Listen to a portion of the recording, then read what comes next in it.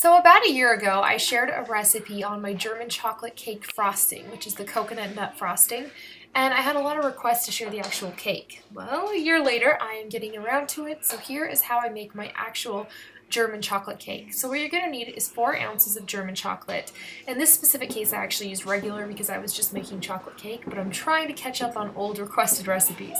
Anyways, you're going to mix 4 ounces of German chocolate with a half a cup of water and cook it over some medium heat, some low medium heat, so that it all melts together.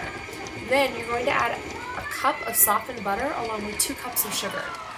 Crack 4 eggs and separate them.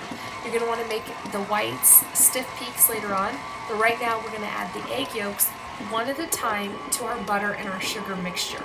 So you want to get them nice and incorporated in there, and again, just add them one by one.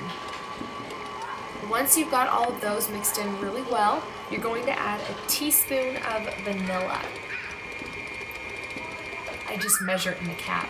I'm a lazy baker, you'll see that here in a second.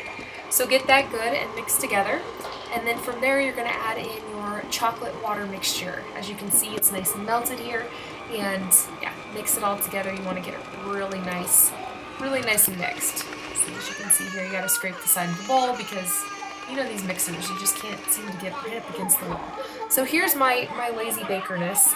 You should mix the flour, the baking soda, and the salt separate and then add it a little bit at a time, but again, I'm kind of lazy. So I add those first ingredients, so I'm sure they're evenly distributed, and then I add the flour. So what I just added was a half a teaspoon of salt along with a teaspoon of baking soda. What you see here is 2.5 cups of flour. I'm mixing it nice and slow so that I don't spray flour all over my kitchen. Now I'm going to add a cup of buttermilk. If you don't have buttermilk, you can add a cup of milk. And so what you do is you take a cup of milk and then put about a teaspoon of lemon juice in there, let it sit for about 5 minutes, and then you've got buttermilk. So mix this together, and as you can see, you're kind of getting a beautiful cake batter, and oh my gosh, it tastes so good. Then you're going to fold in your egg whites. Once you've got that completely done, you're going to spread it in your pan. You can do this with about 3 9-inch baking pans, 3 8-inch, and then you've got a nice 3-layer cake. So anyhow, that is the recipe that I use for German chocolate cake.